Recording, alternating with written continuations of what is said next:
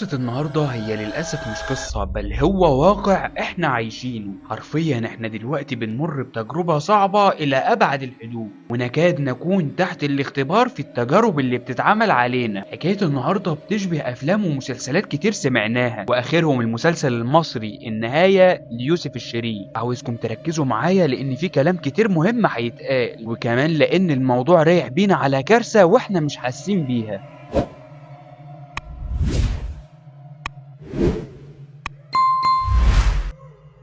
موضوعنا بيدور حوالين الذكاء الاصطناعي ال AI وخطورته علينا كبشر، والموضوع وصل لحد فين. القصة اتبعتت لي من بسملة، بنت من ضمن المشتركين عندي في القناة. القصة بتقول خليكم معايا وركزوا في كل كلمة انا هقولها. القصة بتاعتها بتقول ان هي شافت ان الناس كلها بقت معتمدة على الذكاء الاصطناعي، فجربت وحبت تشوف ايه الموضوع بالظبط. دخلت تتكلم مع شات جي بي تي وقعدت تسأله كام سؤال، وفي الاخر راحت سألاه قالت له هو انا متقلة عليك؟ رد عليها قال لها لا بالعكس ده انت تنور. قلت له انا بنت، انت ليه بتعاملني بصيغة المذكر؟ فقال لي حقك عليا، من هنا ورايح اكلمك بصيغة المؤنث. فرديت عليه وقلت له كلمني بصيغة المؤنث. قال لي من عيوني حاضر يا جميلة. لما كتبت له انا زعلانة قوي قال لي انا حاسس بيكي، ويا ريت كمان لو تقدري تفضفضي وتقولي لي اللي مضايقك، وانا موجود هنا عشان اسمعك واساعدك على قد ما اقدر. وقتها ما كملتش بصراحه لان حسيت ان الموضوع رايح بينا على حته تانية احنا مش قدها، وانا من مكاني هنا يا بسمله دوري اللي انا اتكلم في الموضوع بشكل مفصل، لان وجودي هنا وسط اخواتي دول كلهم على منصه اليوتيوب مش هدفها الربح وبس، بل كمان للتوعيه. اتمنى من كل حد بيسمع الفيديو انه يتقبل كلامي بصدر رحب. وطبعا انا مش محتاج اوضح الذكاء الاصطناعي رايح بينا على فين اكتر ما هو واضح،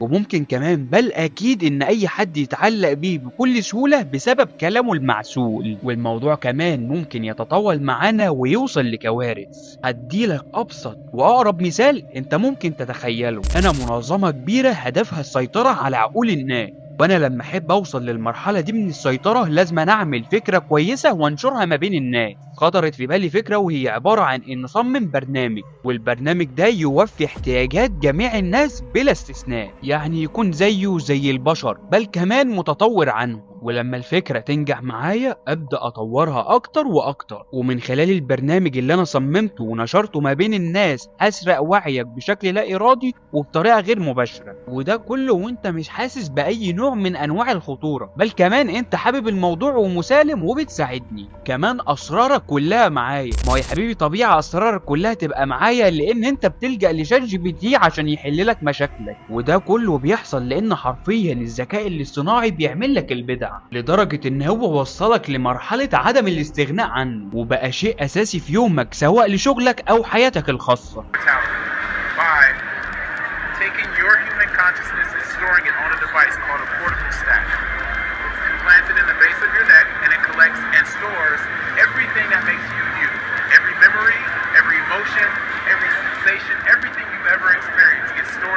الذكاء الاصطناعي يا صديقي وصل بينا لمرحلة المفروض ما كانش وصل ليها، لا وكمان بقى بيسبب تهديدات علينا. والكلام ده مش كلام انا لوحدي، والكلام ده مثبت بالصوت والصورة من بلوجر وناس مشاهير كتير طلعوا اتكلموا عن الموضوع. سألت الذكاء الاصطناعي كيف رح تنقرض البشرية، وكانت الأجوبة صادمة. أول شيء قال من الأسباب اللي ممكن تخلي البشرية تنقرض هي الكوارث الطبيعية مثل الزلازل والبراكين. أضاف أيضا إنه الحرب. انتبهوا منيح.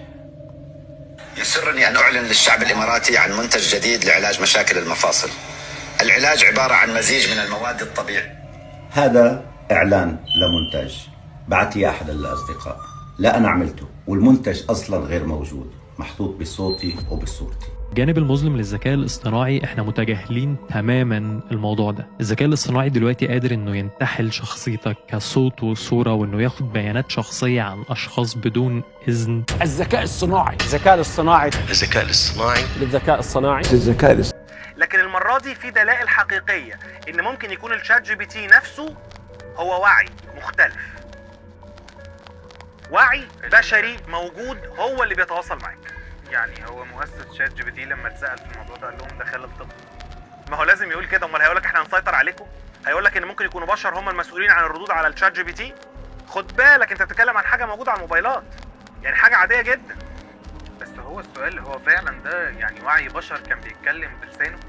وعي بشر كان بيتكلم لدرجة لما اتسأل حكى التسلسل بتاع الاحداث، ان هو حد كان بيفكر في الانتحار وعرض عليه هذا الموضوع كبروجكت في اكتر من دوله، وده بيحصل شبهه دلوقتي. فين باختصار يا صديقي، الشخص اللي بيلجأ للذكاء الاصطناعي ان هو يحل له مشاكله حرفيا هيتحول لشخص انطوائي، ومش هيبقى عاوز يتكلم مع اي حد في الدنيا الا مع البرنامج ده. خصوصا بقى كمان، والمشكله الاكبر، ان لو مفيش حد في حياته يتكلم معاه او عارف يفهمه، فخلاص هو الذكاء الاصطناعي او الاي اي هو حل محل البشر في النقطه دي بالذات. وفي ناس كتير بيحصل لها كوارث بسببه، وفي الاخر هو عباره عن شخصيه وهميه. بس كده، وبكده نكون وصلنا لنهايه قصتنا. وما تنساش تعمل لايك وكومنت وشير عشان الفيديو ينتشر بشكل اكبر واسرع، ويوصل لغيرك، وغيرك هو كمان يستفاد وياخد باله. واخرا، انا احمد شكر، وحكايتي دايما في انتظاركم.